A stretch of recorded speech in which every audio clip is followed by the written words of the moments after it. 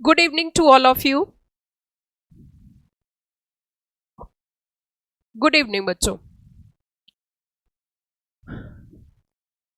धीरे धीरे बच्चे ज्वाइन कर रहे हैं, मुझे लगता है अभी भी ज्वाइन कर ही रहे हैं. तो एक बार फिर से हम लोग प्लीडिंग की बात करते हैं. प्लीडिंग से पहले हम ड्राफ्टिंग की बात करते हैं. अगर हम बात करें बच्चों drafting, pleading and appearances. Drafting एक ऐसा टॉपिक है जहां पे लीगल डॉक्यूमेंट्स की प्रिपरेशन होती है. और जब लीगल डॉक्यूमेंट्स की प्रिपरेशन होती है तो लीगल डॉक्यूमेंट कोई ऐसा कागज, चिट्ठी, पत्र नहीं है कि कुछ भी लिख दिया. लीगल डॉक्यूमेंट्स की प्रिपरेशन होती है इन the four corners of law. तो जब भी एक लीगल प्रैक्टिशनर, एक लीगल प्रोफेशनल ड्राफ्टिंग करता है तो वही प्रोफेशनल ड्राफ्टिंग कर सकता है जिसको उन कानून की नॉलेज हो. जब भी कभी ड्राफ्ट किया जाता है लीगल डॉक्यूमेंट्स को तो as per provision of law किया जाता है. तो ड्राफ्टिंग, प्लीडिंग, अपीयरेंसेस, ये तीन चीजें हमारे सीएस प्रोफेशनल में पढ़ाई जाती है. नंबर 2, जब आपका प्लीडिंग्स का आता है कि प्लीडिंग का मतलब क्या होता है, फिर मैं डिटेल कॉन्सेप्ट में जाऊंगी. पहले एक बार चैप्टर का पूरे सब्जेक्ट का थोड़ा सा ओवरव्यू दे रही हूँ. फिर नंबर 2 आती है प्लीडिंग्स. प्लीडिंग्स का मतलब होता है कोर्ट में जो दायर की जाती है, जो दोनों पक्ष अपनी अपनी बात रखते हैं उसे प्लीडिंग बोलते हैं. फिर आती है अपीयरेंसेस. अपीयरेंसेस मतलब तारीख पे पेश होना, that is known as appearances. परंतु आज का जो हमारा टॉपिक है वो प्लीडिंग है. प्लीडिंग के बारे में हमें समझना है, प्लीडिंग के बारे में हमें अंडरस्टैंडिंग लेनी है. बहुत सिंपल शब्दों में और पुराने टाइम से हम लेके चलते हैं कि प्लीडिंग्स क्या होती थी. एक्चुअली क्या है कि कितने बच्चे ऐसे हैं जिन्होंने टीवी सीरियल्स में राजा महाराजाओं के टीवी सीरियल्स देखे हैं, या आपने अकबर मूवी देखी होगी, या कुछ सीरियल्स आपने देखे होंगे जो राजा टाइम के थे. तो उसमें क्या होता था बच्चों, राजा टाइम में जब राज होता था तो वहां पे अगर एक व्यक्ति अपराध कर देता था तो राजा के सिपाही जो है उस अपराधी को पकड़ कर लाते थे और कोर्ट में, मतलब राजा के दरबार में पेश किया जाता था. और जिसके साथ गलत होता वो भी पार्टी आती थी कि राजा साहब इसने मेरे साथ ऐसा ऐसा किया है. अब राजा क्या करते थे, दोनों पक्षों को सुनते थे और दोनों पक्षों को सुनने के बाद डिसीजन देते थे. ऐसा कितने बच्चों ने देखा है, जरा मुझे हाथ उठा के बताइए कि आपने देखा होगा कि राजा के दरबार में कार्रवाई चल रही है और वहां पे दोनों पक्ष पेश किए जा रहे हैं, दोनों पार्टी आ रही हैं, एक वो जिसने गलत किया है, एक वो जिसके साथ गलत किया है. और राजा दोनों पक्षों को सुनता था और सुनने के बाद वो एक कंक्लूजन, एक डिसीजन पे आते थे कि अब इस व्यक्ति को सजा दी जाएगी या इस व्यक्ति को बरी किया जाएगा. बरी मतलब फ्री. ये हमारे राजा महाराजाओं का टाइम था. परंतु अब ऐसे बहुत टाइम तक चलता रहा. कोई बहुत ही ज्यादा इंपॉर्टेंट केस होता था तो उस केस को नोट डाउन कर लेते थे, अदरवाइज ऐसे ही चलता रहा ओरली. मैं आपसे पूछना चाहती हूं ओरली क्यों चला, क्या कारण था. जब भी कभी कोई कॉन्सेप्ट पिक्चर में आता है तो उसके पीछे रीजन होता है, उसके पीछे की वजह होती है कि किस वजह से कॉन्सेप्ट आया. जो आज के डेट में हमें जो प्लीडिंग पढ़ना पड़ रहा है, और फिर मैं आपको ये भी बताऊंगी कि एज ए सीएस आपको क्यों पढ़ना पड़ रहा है. कंपनी सेक्रेटरी का प्लीडिंग से क्या कनेक्शन है वो भी हम डिस्कस करेंगे, वो लेटर ऑन टॉपिक है. लेकिन अभी हमें यह समझना है कि प्लीडिंग लाने के पीछे की वजह क्या थी, प्लीडिंग आई क्यों. तो अगर हम बात करें तो आप ये बताइए कि पहले समय को और आज के समय में बहुत ज्यादा डिफरेंस है. कैसे डिफरेंस है कि पुराने समय में झगड़े कम होते थे क्योंकि राजा का डर था, भय था, उन्हें पता है स्ट्रिक्ट सजा मिलेगी, तो इसीलिए वहां पे केसेस भी कम होते थे.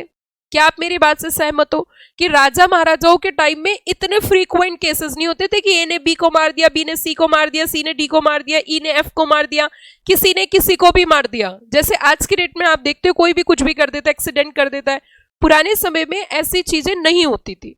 जब पुराने समय में ऐसी चीजें नहीं होती थी, साल 2 साल 3 साल में एक केस हुआ, तो जब 3 साल 2 साल में एक ही केस हो रहा है तो ऐसी स्थिति में it is an very easy task कि सुनवाई भी जल्दी हो रही है और सजा भी जल्दी मिल रही है. लेकिन आज के डेट पे कोर्ट में क्या होता है, तारीख पे तारीख और लास्ट में मिली तो क्या, सिर्फ तारीख. अब हुआ क्या बच्चों, फिर उसके बाद जब राजा महाराजाओं का टाइम चला गया, फिर धीरे धीरे मुगल राज आया, वहां पे भी कुछ इसी तरीके से चीजें चली. फिर हमारे देश पर अंग्रेजों ने राज किया. अब जब अंग्रेजों का टाइम आया तो उन्होंने अपना सिस्टमेटिक प्रोसीजर वो लेके आए, सिस्टमेटिक प्रोसीजर लाए. और अगर आपको पता हो प्लीडिंग बिना सीपीसी, सिविल प्रोसीजर कोड 1908 के बिना अधूरी है. सीपीसी के बिना प्लीडिंग मतलब कुछ नहीं. क्योंकि जब प्लीडिंग तैयार की जाती है तो उसमें सीपीसी के प्रावधानों को ध्यान में रखते ही प्लीडिंग बनाई जाती है। जब भी एक प्रोफेशनल प्लीडिंग प्रिपेयर करता है तो within the four corners of laws prepare करता है। अभी हम ये भी पढ़ेंगे कि वो फोर कॉर्नर ऑफ लॉज क्या क्या है, वो भी डिटेल में समझेंगे। तो यहां तक हमें ये समझ में आई कि जो प्लीडिंग का कॉन्सेप्ट आया, प्लीडिंग का मतलब क्या है? प्लीडिंग का मतलब है मेरे साथ गलत हुआ है और अब मैं उस गलत के बदले जिसने मेरे साथ गलत किया मैं उसे सजा दिलवाना चाहती हूँ, तो मैं लिखकर दायर करके सारी बातें लिख के कोर्ट में पेश करूंगी, तो इसको बोलते हैं प्लीडिंग। अच्छा, दूसरी चीज ये आती है कि फिर जब सिविल प्रोसीजर कोड 1908 आया तो उसमें प्रिस्क्राइब प्रोसीजर रखे गए, प्रोविजंस रखे गए, ऑर्डर, रूल, सारी बातें मैं करूंगी, वो सब चीजें आई। अब वहां से प्लीडिंग कॉन्सेप्ट में आया और धीरे धीरे धीरे धीरे बढ़ते हुए आज की डेट में आप देखो तो आज की डेट में thousands of cases, lakhs of cases are pending in the court. Court में बहुत केस पेंडिंग चले आ रहे हैं और अब तो प्लीडिंग इसलिए जरूरी है कि एक दिन में एक कोर्ट में 10 केस, 15 केस, 5 केस, कितने केसेस चलते हैं कोई अंदाजा नहीं है। तो इसीलिए जब एक जज, एक मैजिस्ट्रेट कोर्ट में केस को सुनता है तो वो रिटन में सुनता है। तो इसका मतलब एक तो रिकॉर्ड्स का पर्पस रहा प्लीडिंग लाने के पीछे, और दूसरी वजह सुनिए आप, मेरी एक और बात सुनो। मान के चलिए मुझे मिस्टर ए से कोई प्रॉब्लम है, उसने मेरे साथ गलत किया। अब मिस्टर ए ने मेरे साथ गलत किया तो मैंने मिस्टर ए के खिलाफ केस फाइल कर दिया कोर्ट में, तो मैं कौन हूं? मैं आई एम अ प्लांटिफ, और जिसके खिलाफ केस फाइल किया वो कौन है? डिफेंडेंट। चैप्टर का रूट मैप समझा रही हूं, जब चैप्टर का रूट मैप समझ में आ जाएगा तो प्रोविजन ऑटोमेटिक समझ में आ जाएंगे। अब जब एज ए प्लांटिफ मैंने कोर्ट में केस दायर करा और जिसके खिलाफ किया, तो मैं वहां पे अपनी रिक्वेस्ट रखूंगी कि मेरे साथ ये गलत हुआ है सर मेरे साथ इस व्यक्ति ने ऐसा ऐसा किया, इसने मेरी सामान चुराया, इसने मुझे मारा, इसने मुझे मर्डर करने की धमकी दी, XYZ। अब जिसके खिलाफ मैंने वहां पे अपना मुकदमा दायर किया है, कोर्ट में केस दायर किया है, सामने वाले मिस्टर ए को भी तो अपनी बात रखनी है कोर्ट में। सामने वाला मिस्टर ए भी तो कोर्ट में पेश होगा, क्योंकि rule of natural justice apply होगा। रूल ऑफ नेचुरल जस्टिस क्या कहता है कि जब भी कभी कोई डिसीजन देना है तो बोथ पार्टीज को सुनने के बाद डिसीजन देना है, तो दोनों पक्षों को सुना जाएगा और सुनने के बाद निर्णय पे पहुंचेंगे। तो अब उसे भी तो पता होना चाहिए कि मेरे खिलाफ इसने क्या आरोप लगाए हैं, क्या एलिगेशन लगाए हैं, भाई मैंने तेरे साथ क्या गलत किया, मैंने तेरे खिलाफ क्या कर दिया, मैंने तुझे कौन सी धमकी दी, तो उसको भी तो मौका मिलना चाहिए। पर रिप्लाई करने के लिए उसे पता तो होना चाहिए कि मुझे उससे शिकायत क्या है। Are you got the point everybody? क्या मेरी बात समझ में आ रही है? पहली चीज, कोर्ट को आसानी हो। कोर्ट इतनी चीजें अब माइंड में चीजें फ्रेमवर्क तैयार नहीं कर सकता, क्योंकि आज वो टाइम नहीं है जो पुराने टाइम में था कि बस एक ही केस चल रहा है तो एक केस तो कोई भी याद रख सकता है। वहीं जब नंबर ऑफ केसेस बढ़ेंगे तो रिकॉर्ड होना जरूरी है, रिकॉर्ड बनना जरूरी है। प्लस पुराने टाइम में राजा का निर्णय सर्वोपरि होता था। आज की डेट में लोअर कोर्ट ने कोई डिसीजन दिया तो उसके अगेंस्ट आपको हाई कोर्ट चले जाओगे, हाई कोर्ट ने कोई डिसीजन दिया तो ऑर्डर के अगेंस्ट अपील करके सुप्रीम कोर्ट चले जाओगे। तो अब निर्णय लेने के लेवल्स भी अलग हो गए हैं। तो जब हम अपील फाइल करेंगे तो रिकॉर्डिंग स्टेटमेंट्स चाहिए, जजमेंट आप जैसे कि जानते ही हो। तो अब मुद्दा ये उठता है, तो सामने वाला पक्ष तभी तो, विपक्ष तभी तो अपना पक्ष रखेगा, जज साहब को तभी तो बताएगा सर मैंने तो ऐसा नहीं किया। तो उसे पता होना चाहिए कि मेरे खिलाफ क्या शिकायत है, क्या दिक्कत है, क्या प्रॉब्लम है। तो इसीलिए भी प्लीडिंग बेहद जरूरी है। Are you got the point? क्या इतनी बात समझ में आ गई? देखिए, आप प्रोफेशनल के बच्चे हो और आप ऐसे ज्यूम किया जाता है कि बेसिक चीजें आप पढ़ चुके हो। जैसे कि मैं ऐसा मानती हूं, सीपीसी जब बच्चा सीएस एग्जीक्यूटिव में पढ़ता है तो उसे ऑर्डर पता है, उसे जजमेंट पता है, उसे डिक्री पता है, और उसका अबव स्ट्रक्चर। अगर हम ड्राफ्टिंग जैसे पेपर की बात करें तो ड्राफ्टिंग जैसा पेपर जब आप पढ़ते हो तो ड्राफ्टिंग में स्पेशली अगर हम ड्राफ्ट करने की बात करें तो वो 30 नंबर से ज्यादा नहीं आता। ड्राफ्टिंग पोर्शन चाहे नोटिस हो, चाहे आपके रिजोल्यूशन ड्राफ्ट करने हो, चाहे आपके एग्रीमेंट्स ड्राफ्ट करने हो, उसकी मैक्सिमम वेटेज 30 मार्क्स की रहती है। इसके अलावा लीगल प्रोविजंस ही पूछे जाते हैं। ये आप भी जानते होंगे अगर आपने पेपर को देखा है, नहीं देखा तो मैं आपको बता देती हूँ। तो कई सारे बच्चे तो ड्राफ्टिंग में सिर्फ इस वजह से फेल हो जाते हैं, वो पूरे साल एग्रीमेंट ड्राफ्ट करते रहते हैं, कॉन्ट्रैक्ट एग्रीमेंट है, कॉन्ट्रैक्ट ऑफ अप्रेंटिसशिप है, अब ये ट्रांसफर डीड है, वो ड्राफ्टिंग ही कर रहे हैं। इंस्टीट्यूट ये नहीं बोल रहा आप ड्राफ्टिंग ही ड्राफ्टिंग करो, इंस्टीट्यूट कहता है कि ड्राफ्टिंग एज पर लॉ करो, समझ लो, सीख लो कैसे ड्राफ्टिंग की जाती है। तो एक तो मैं आपके माइंड से ये चीज बहुत साफ कर देना चाहती हूँ कि आप सोच रहे हो कि खाली ड्राफ्टिंग पेपर में आती है, कुछ बच्चे इसी वजह से लैग कर जाते हैं, खाली ड्राफ्टिंग नहीं आती, ड्राफ्टिंग करनी है पर सिर्फ ड्राफ्टिंग नहीं करनी, उसके साथ लीगल प्रोविजंस की भी आपको नॉलेज होनी चाहिए। तो आपका जो ये टॉपिक है ड्राफ्टिंग का, इस प्लीडिंग का जो मैं आपको पढ़ा रही हूँ, इस प्लीडिंग में कुछ चीजें इन्होंने बताई हैं। अब जैसे कि आप सभी बच्चे जानते हो, तो यहां पे ना कुछ लॉज को हमें ध्यान में रखना पड़ता है। जब भी कभी हम प्लीडिंग की बात करेंगे, जब भी कभी हम प्लीडिंग ड्राफ्ट करेंगे, तो प्लीडिंग में सबसे अहम भूमिका, मुख्य रोल होता है सीपीसी का, सिविल प्रोसीजर कोड। क्या बोला मैंने, जरा बताना।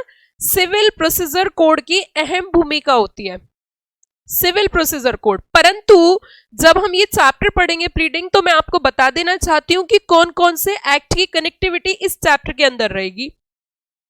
जब आप इस चैप्टर को पढ़ोगे तो इसके अंदर हमें स्पेसिफिक रिलीफ एक्ट 1963 के प्रोविजन की क्लैरिटी होना बेहद जरूरी है, क्योंकि हम इंजंक्शंस एंड ऑल दैट पढ़ेंगे। सीपीसी तो है ही है, उसी के साथ साथ बच्चों इसमें आपको रिट पिटीशन पता होना चाहिए, क्योंकि मैं अभी थोड़ी देर बाद ही आपको रिट पिटीशन का लिंक करूंगी। तो writ petition article 32 constitution of India, article 226 constitution of India, writ के बारे में आपको जानना बेहद जरूरी है, रिट पिटीशन की नॉलेज होनी चाहिए। तो ऐसा नहीं है कि सिर्फ प्लीडिंग बस जस्ट रीड आउट करके खत्म करना है, हमें चीजों को आपस में कनेक्शन बनाना है, कनेक्टिविटी बनानी है। तो पहले मुझे ये बताइए, क्या आपको प्लीडिंग का मतलब समझ में आया?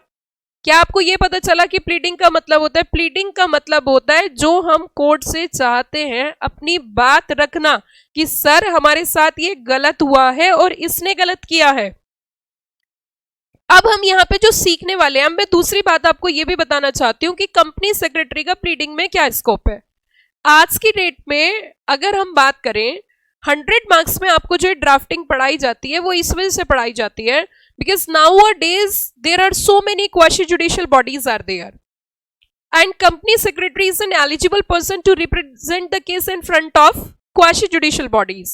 So आज की डेट में CS सिर्फ प्रोसीजरल वर्क नहीं करते, इनकॉर्पोरेशन वर्क नहीं करते, बट CS का एक मेन रोल अब ड्राफ्टिंग भी है, क्योंकि वो अपने क्लाइंट के केसेस को क्वाशी जुडिशियल बॉडीज के सामने रिप्रेजेंट करते हैं।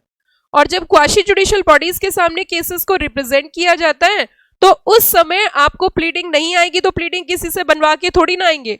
तो दैट्स व्हाई इंस्टीट्यूट से आपको मैं एक चीज और क्लियर कर देना चाहती हूँ, जब इंस्टीट्यूट कोई भी पेपर इंसर्ट करती है आपके लेवल पे, चाहे आइदर द CS एग्जीक्यूटिव और इन CS प्रोफेशनल, तो इंस्टीट्यूट की अपनी इंटेंशन होती है एंड ड्राफ्टिंग को लेके इंस्टीट्यूट की इंटेंशन अपने स्टूडेंट से एक्सपर्ट पॉइंट ऑफ व्यू से है। अगर आप पढ़ोगे what is the objective of ICSI towards drafting paper, तो वो साफ कहती है कि एक्सपर्टाइजेशन होना चाहिए, एक्सपर्ट नॉलेज होनी चाहिए बच्चे को ड्राफ्टिंग में।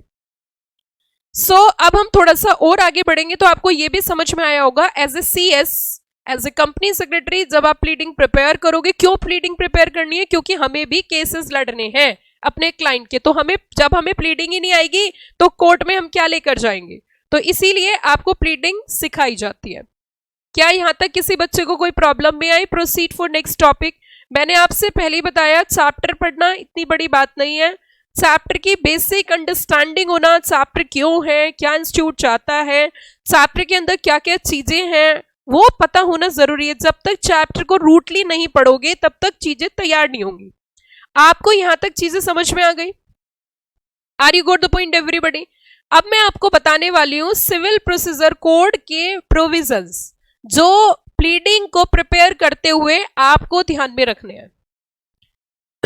देखिए जी बच्चों, अभी मैं ये सब चीजें आपको क्लियर कर दूंगी। Plaint written statement, plaint is a very simple concept which is to be given by the plaintiff in the front of court, that is known as plaint. अपने क्लेम्स जो फाइल करता है, प्लांटिफ क्लेम ही तो करता है जी, जज साहब मेरे साथ इसने गुनाह किया है, इसने मुझे किडनैप किया है, इसने मुझे मारा है, एक्स किया है, वाई किया, तो वो सारी चीजें पेश की जाती है कोर्ट में। That is known as plaint. Cause of action, cause of action का मतलब होता है कि there is any genuine reason regarding the action, action लेने के पीछे कोई तो कॉज रहा होगा, तो that is known as cause of action. And साथ में सपोर्टिंग क्लेम, आपके साथ गलत हुआ है, आप कोर्ट से क्या एक्सपेक्ट करते हो, that is to be mention. Written statement में अब डिफेंस मोड में आएगा कि सर मैंने इसका कत्ल नहीं करा, मैंने इसका मर्डर नहीं करा, मैंने इसके साथ गलत नहीं किया, मैं तो उस दिन इंडिया में प्रेजेंट ही नहीं था, आप मेरा वीजा देख लो। तो अब रिटन स्टेटमेंट में डिफेंस मोड में आता है, और जब भी कभी क्वासी जुडिशियल बॉडीज में हम जाते हैं तो वहां पर आप with the help of legal practitioner अपनी बात रखते हो। और यहाँ पे अगर हम अपनी बात करें तो हमें मर्डर, डकैती, किडनैपिंग नहीं करनी, स्पेशली हमें तो कॉर्पोरेट्स के केसेस डील करने हैं। बट मैं तो एग्जांपल देके बता रही थी क्योंकि बच्चों को कॉर्पोरेट केसेस में कम मजा आता है, जितना ज्यादा मजा मारने में, काटने में, किडनैप, डकैती एंड ऑल दैट, ये बड़ा ही अच्छा टॉपिक रहता है, बच्चे इसमें एंजॉय करते हैं। लेकिन कॉर्पोरेट्स की अगर हम बात करें, कंपनी सेक्रेटरीज की हम बात करें, तो हमें क्रिमिनल केसेस डील नहीं करने हैं, क्योंकि क्रिमिनल केसेस तो इवन मैं आपसे क्वेश्चन भी पूछना चाहती हूं, क्या क्रिमिनल केसेस कॉर्पोरेट्स में भी हो सकते हैं?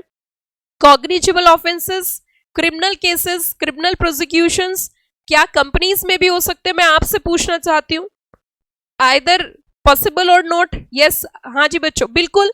अगर आप इंस्पेक्शन इन्वेस्टिगेशन चैप्टर को देखो तो वहां पे सजा के प्रावधान है, परंतु जहां पर भी सजा के प्रावधान होते हैं एनसीएलटी हाथ खड़े कर देती है, भैया जी मुझसे नहीं होगा, एंड वो पावर उनके पास है ही नहीं। इसके लिए स्पेशल कोर्ट का गठन होता है, constitution of special courts which are deal with the provisions connected to the criminal cases, cognizable offences. Are you got the point? So NCLT का दायरा जो है वो क्रिमिनल का नहीं है, सिविल केसेस का है, तो हमारा स्कोप सिविल तक ही लिमिटेड है।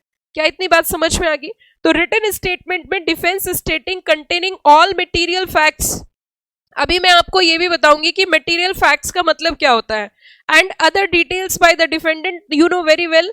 प्लेंट जो आती है वो प्लेंटिफ की तरफ से आती है, और रिटन स्टेटमेंट जो आती है वो डिफेंडेंट की तरफ से आती है। अब इन्होंने कहा कि भैया एक चीज और ध्यान रखो, पूरा entire case is depend upon the beautiful pleading. आपका तमाम केस जो डिपेंडेंट रहेगा वो प्लीडिंग के ऊपर रहेगा, क्योंकि प्लीडिंग जो है वो किसी भी लिटिगेशन का फाउंडेशन होता है। मैं आपकी लैंग्वेज में आपको समझाना चाहती हूँ, जैसे कंपनी का बेस एमओए होता है, इसी प्रकार से आपका कोई भी केस अगर डील करना है, केस लड़ना है, तो उसका जो फाउंडेशन है एनी लिटिगेशन वो प्लीडिंग है। तो इसीलिए प्लीडिंग को प्रॉपरली ड्राफ्टिंग करना बेहद जरूरी है, वेरी केयरफुल्ली ड्राफ्टेड। अगर इसके अंदर आप कोई भी मटेरियल मिस्टेक कर देते हो, कोई भी ओमिशन कर देते हो, तो very very very tough task, बहुत मुश्किल हो जाता है। सो इसीलिए यहां पे ये कहना चाह रहे हैं, other facts of pleading are there for foundation of any litigation, क्योंकि कोर्ट कार्रवाई इसी बेसिस पे करती है, आप चाहते क्यों, आपके साथ गलत क्या हुआ, and must be very carefully drafted. Any material omission, material का मतलब होता है इंपॉर्टेंट फैक्ट्स। मटेरियल शब्द जब यूज किया जाता है लॉ में, तो मटेरियल का मतलब होता है इंपॉर्टेंट फैक्ट्स। ओमिशन, अगर इंपॉर्टेंट बात आपने मिस कर दी तो सीरियस कॉन्सिक्वेंसेस, इसका जो इफेक्ट है वो बहुत बड़ा हो सकता है, because evidence and arguments stages, parties are not permitted to depart from the points issue raised in pleading. अगर आपने अपना मुद्दा प्लीडिंग में नहीं लिखा तो सामने वाली पार्टी आपसे तभी तो लड़ने आएगी जब प्लीडिंग के अंदर वो पढ़ लेगी, प्लीडिंग समझेगी।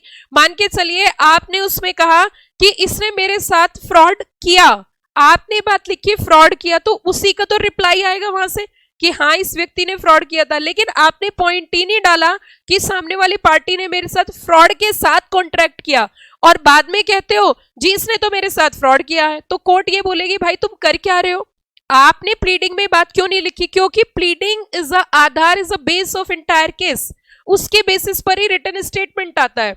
आप जब वो चीज मेंशन नहीं करोगे तो कोर्ट उसे एंटरटेन नहीं करेगी जिस समय आर्ग्यूमेंट्स चलेंगे। Nor can party to raise subsequently except by way of amendment by any new ground. अभी मैं आगे आपको बताऊंगी इंसर्शन अमेंडमेंट कैसे हो सकता है प्लीडिंग में, वो भी हमारे यहाँ पे टॉपिक कवर किया गया है। Any allegation fact inconsistent with previous pleading, pleading the same. आगे चलते हैं, फिर आगे इन्होंने कहा इन सम केसेस कोर्ट में अलाउ अमेंडमेंट्स। ये चीज आपको समझनी होगी, वैसे मैं अमेंडमेंट पॉइंट ऑफ व्यू से आपके साथ डिस्कस भी करूंगी कि it is the choice of the court either the inserted either the alteration the original pleading और not, that is the absolute power of the court. Plain written statement on application of party to the suit. Pleading contain material facts, ये बार बार इस मुद्दे पे चर्चा होती है कि प्लीडिंग के अंदर इंपॉर्टेंट फैक्ट्स कवर होंगे, कैसे मैं बताऊंगी आपको। उसी के साथ there may also be counter claim by defendant which may be of two categories. यहां पे कह रहे हैं कि प्लीडिंग के अंदर मटेरियल फैक्ट्स होंगे, contention, denials, admissions, claim by defendant, और there may also be counter claim by defendant which may be of two categories. Are you aware about the counter claim? क्या आपने काउंटर क्लेम के बारे में सुना है? Claim against claim, plaintiff अपना claim कर रहा है और प्लेंटिफ के खिलाफ डिफेंडेंट भी क्लेम जब करता है तो उसे बोलते हैं counter claim. Are you got the point? Claim against claim, बहुत सिंपल भाषा में अगर आपको मैं बताऊं तो claim against claim that is known as counter claim. So इन्होंने कहा जी काउंटर क्लेम में क्लेम टू सेट ऑफ हो सकता है, and you know aware about this set off meaning. Set off पढ़ाया जाता है आपको सीपीसी में। सेट ऑफ का मतलब होता है कि आपस में जो आपके ट्रांजैक्शंस हुए हैं, जो दूसरे का बकाया वो पे कर दो। जैसे कि फॉर एग्जांपल मैंने उसको 1 लाख रुपए का मुकदमा दायर किया, उसने कहा जी 20,000 रुपए तो मेरे भी हैं। जब वो ये बोलता है कि सर 20,000 तो जज से कि मेरे भी हैं, तो इट मीन्स अब यहाँ पे इसने काउंटर क्लेम किया, क्लेम के अगेंस्ट क्लेम किया, that is known as counter claim. अब 20,000 का जो एडजस्टमेंट होता है against the 1 lakh, that is known as set off. ठीक है, अब आगे कहते हैं independent counter claim which is not exactly set off but falls under some statutes. उसके बाद आगे इसमें बढ़ोगे तो ऑब्जेक्ट्स ऑफ प्लीडिंग आएगा। What are the objects, main objects of pleading. लेकिन ऑब्जेक्ट वगैरह तो हम बाद में डिस्कस करेंगे, पहले मैं आपको ये बताना चाहती हूँ, ये तो हम बाद में देखेंगे ऑब्जेक्ट्स, ये तो आप खुद ही समझ जाओगे जब मैं प्लीडिंग के बारे में सारे four corners with as per law जो है वो मैं बता दूंगी। तो ऑब्जेक्ट वगैरह is not a big deal, वो कोई बड़ी बात नहीं है। तो ऑब्जेक्ट में बाद में बताऊंगी, लेकिन अभी जो है फंक्शंस भी बाद में पढ़ेंगे, अभी हम जो इंपॉर्टेंस भी बाद में पढ़ेंगे। पहले हम फंडामेंटल रूल पढ़ेंगे कि जब प्लीडिंग तैयार, मैंने जैसे कि कहा कि अभी मैं चैप्टर को पॉइंट वाइज पॉइंट नहीं बता रही, अभी मैं चैप्टर का एक एंटायर रूट मैप समझा रही हूँ कि क्या क्या चीजें हैं, फिर इसमें से पॉइंट वाइज पॉइंट कनेक्ट करते चलेंगे। देखिए इंस्टीट्यूट ने सिलेबस दिया, उन्होंने सारी चीजें एक तरफ से डाल दी, लेकिन जरूरी नहीं है हम वन साइडेड चीजें पढ़े, हमें लिंकिंग करनी है, हमें चैप्टर को माइंड में सेटल करना है। सबसे पहली चीज हमें ये देखना है, क्योंकि जब रूल आप समझ लोगे ना तो ऑब्जेक्ट आपको वैसे ही समझ में आ जाएगा।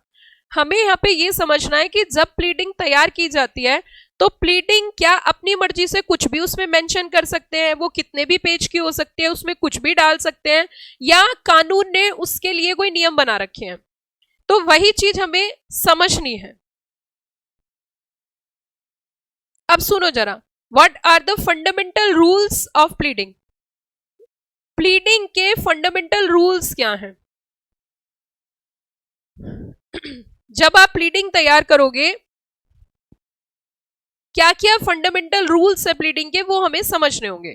सबसे पहली चीज इन्होंने कहा, देखिए जब भी कभी प्लीडिंग तैयार की जाएगी उसके अंदर फैक्ट्स मेंशन होंगे, उसके अंदर स्टेटमेंट ऑफ फैक्ट्स होंगे, ना कि लॉ।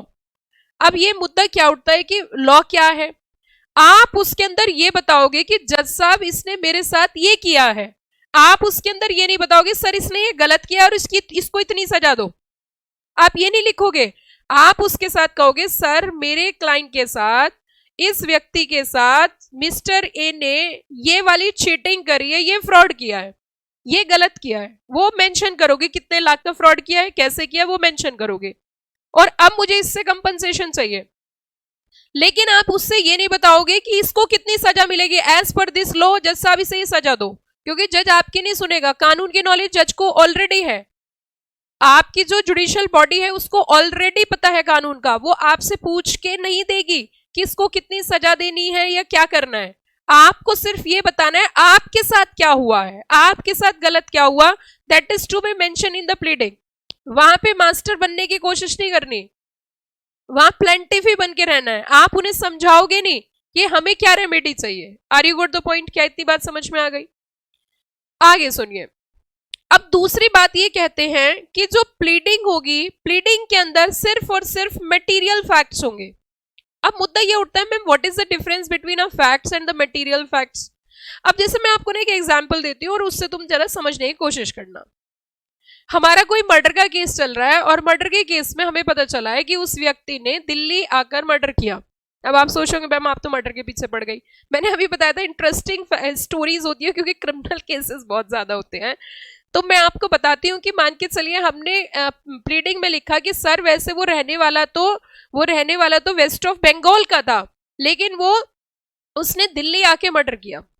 अब आप उसमें ये बात मेंशन करोगे कि सर वो वेस्ट बंगाल से दिल्ली आया, या उसमें ये मेंशन करोगे सर वो वेस्ट बंगाल में वहां पर रहता था, वहां से उसने टैक्सी ली, सर फिर वो ट्रेन के लिए रिजर्वेशन कराया, फिर उसने वाली ट्रेन पकड़ी, फिर इस ट्रेन को चेंज किया, फिर दिल्ली स्टेशन पे आया, फिर दिल्ली स्टेशन पे आके उसने टैक्सी ली, टैक्सी लेके फिर वो वहां पहुंचा। These are not mention in the draft, in the pleading. आप वो चीज नहीं लिखोगे, आप उसमें इंपॉर्टेंट बात लिखोगे सर वो वेस्ट बंगाल का रहने वाला था और उसने दिल्ली आके मर्डर किया। क्या आप मेरी बात से सहमत हो? मैं क्या समझाना चाह रही हूँ? पहले एक बार रिप्लाई करके बताइए क्या जितनी चीजें मैं बता रही हूं आपको समझ में आ भी रही है नहीं, या बस ऐसे ही आगे बढ़ते जा रहे हैं हम? क्योंकि देखो आपको रटना नहीं है। एक चीज समझने वाली बात है, अगर आप सिर्फ चीजों को रटोगे, रटाफिकेशन करोगे तो दिक्कत रहेगी। आपको सिर्फ चीजों को समझना है और लिखना अपनी ही लैंग्वेज में है। तो अब मुद्दा ये उठता है कि material facts and only the material facts but not the detail history of the case. इसका क्यों ऐसा क्यों होता है ये भी मैं बताती हूँ। कोर्ट ये कहता है कि जो प्लीडिंग है ना भाई साहब उसे कंसाइसली बनाइए, एक्यूरेट बनाइए, छोटी बनाइए, सही बनाइए। आप इतनी लंबी चौड़ी हिस्ट्री उसमें लिख दोगे तो वहां पे सामने नहीं चीजें चल पाती हैं। इट्स बेटर प्लीडिंग जब भी ड्राफ्ट करो कंसाइज होनी चाहिए, सिंपल शब्दों में होनी चाहिए, प्लेन होनी चाहिए, आसान होनी चाहिए।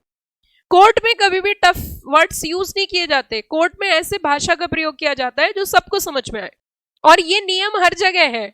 कम्युनिकेशन साधारण ही होनी चाहिए और शब्द सिंपल ही होने चाहिए। एक बहुत अच्छी इंग्लिश बोल के आप किसी को इंप्रेस जरूर कर सकते हो पर समझा नहीं सकते। इसीलिए जो आपका कम्युनिकेशन का आधार है, जो मोड ऑफ कम्युनिकेशन है, जैसे हम नॉर्थ इंडिया की बात करें तो हमारे यहाँ पे तो भाई साहब डिपेंड अपॉन सिचुएशन लैंग्वेज बोली जाती है। हम अपने घर वालों से बात करते हैं हाय हेलो क्या हाल चाल।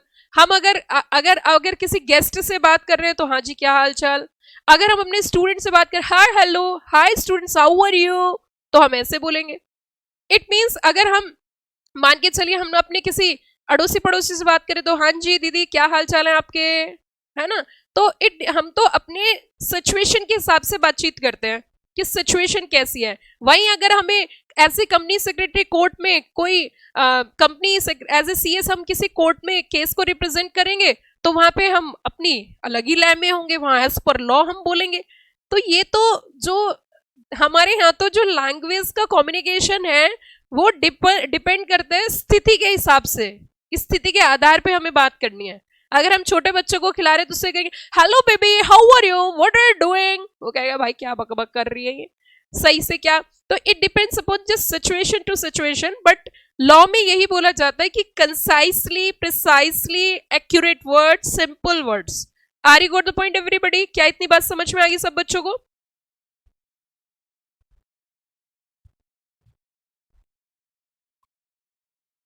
हाँ जी यहां तक कोई दिक्कत? अब थोड़ा सा आगे बढ़ते हैं।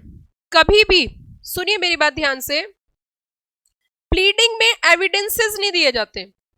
जब भी प्लीडिंग ड्राफ्ट की जाती है, प्लीडिंग में कभी भी ध्यान रखना उसमें एविडेंस नहीं दिए जाते, एविडेंस मेंशन नहीं होते। वो एविडेंस नहीं मांग रहे, अभी सिर्फ वो ये पूछ रहे हैं कि आपके साथ हुआ क्या है। एविडेंसेस बाद की बात है, पहले आधार बताइए आपने केस फाइल क्यों किया और आप क्या चाहते हो।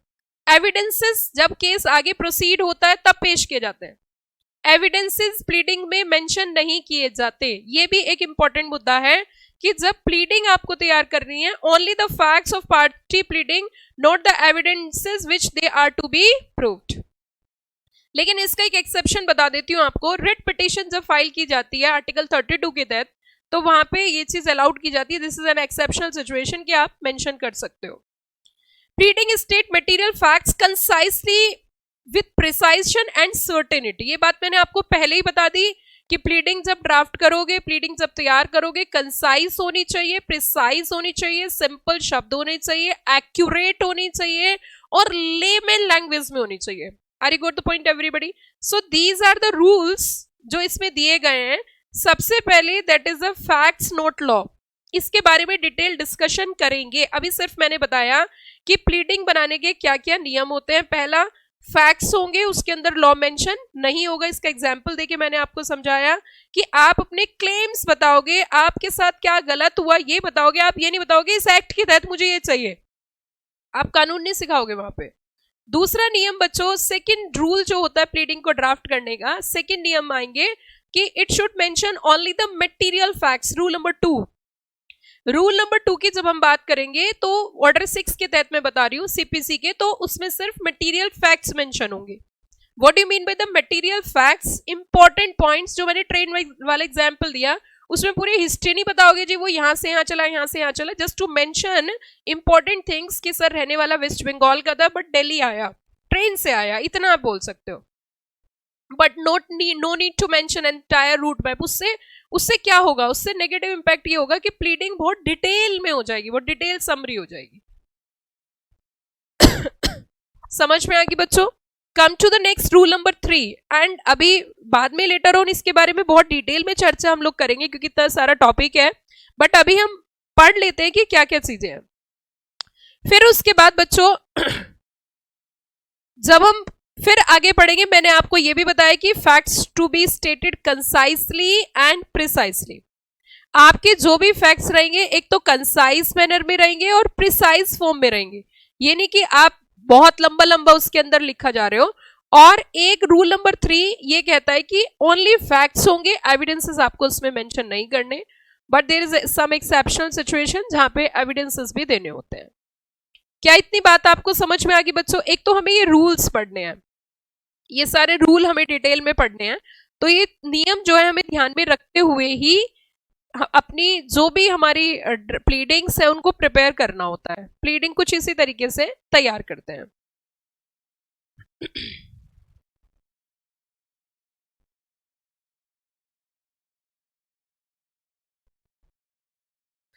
अब इसमें कुछ अदर रूल्स भी हैं, जो अदर रूल्स है, प्लीडिंग साइंड होनी चाहिए, है ना, प्लीडिंग को साइन करना है, उसी के साथ साथ वेरिफिकेशन ऑफ प्लीडिंग होना चाहिए, ये डिटेल में हम पढ़ेंगे, साइन पार्टी के द्वारा होना चाहिए।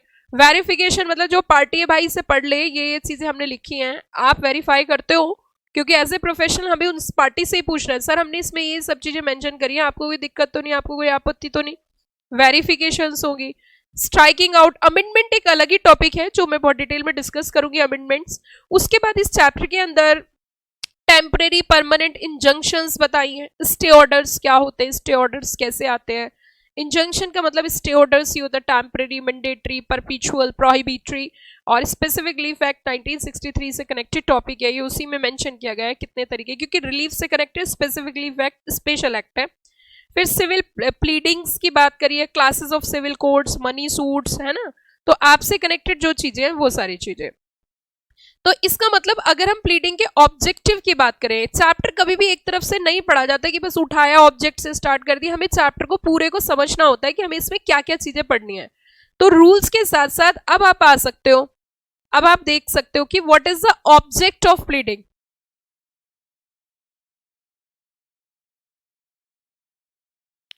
अगर ऑब्जेक्ट की बात करें तो दोनों पार्टी को एक फेयर नोटिस दिया जाता है, ट्रांसपेरेंसी दी जाती है, सामने वाली पार्टी को अपनी बात कहने का मौका दिया जाता है, और मौका तभी मिलता है जब उसे चीजें पता हो। तो यही कह रहे हैं कि पैरामाउंट का मतलब होता है इंपॉर्टेंट, मेन, ऑब्जेक्ट ऑफ और rule of procedure regulate the business procedure of court, justice में be done between the parties according to their right, interest at law and contracts. Whole object of pleading is to give fair notice to each party. Opponent, what opponent case? Pleading bring forth the real matter in dispute between parties. It is necessary parties to know each other stand. भाई पता तो चले सामने वाली party चाहती क्या है, what facts are admitted and what facts are denied. अब वहां आगे केस में पता चलेगा ना, सर ये मेरे ऊपर झूठा आरोप लगा रहा है, ऐसा मैंने इसके साथ नहीं किया, तो वो प्लीडिंग में मेंशन होगा, उस प्लीडिंग से स्टार्ट होगा। उसके बाद so the trial prepare to meet them, pleading also eliminates surprise during the trials। ये भी बात है, जब हमने पहले से ही चीजें अपनी तैयार करके आपको दे दी तो आगे सरप्राइज तो कुछ बचा ही नहीं, सब कुछ क्लियर हो गया। तो ये मेन चीज यही है प्लीडिंग की, कि इंपॉर्टेंट एस्पेक्ट जो प्लीडिंग के पीछे होता है वो यही होता है कि किस तरीके से चीजों को हम कंसिडर करेंगे, कोर्ट में कैसे प्रोसीडिंग, आधार केस का प्लीडिंग होती है। और जितने सही तरीके से प्लीडिंग की ड्राफ्टिंग होती है, केस उतना ही अच्छा चलता है। उसी के बेसिस पर आपकी अपीयरेंसेस होते हैं, अपीयर होती है पार्टी, और फिर आगे ट्रायल प्रोसीड होता है, फिर उसमें आगे तारीख चलती है, तारीख में अपनी अपनी बातें रखी जाती हैं, क्रॉस एग्जामिनेशन, क्रॉस क्वेश्चनिंग्स होती है, रूल ऑफ हियरिंग लगता है, और फिर उसके बाद धीरे धीरे ऐसे करके आगे केस आपका बढ़ता जाता है।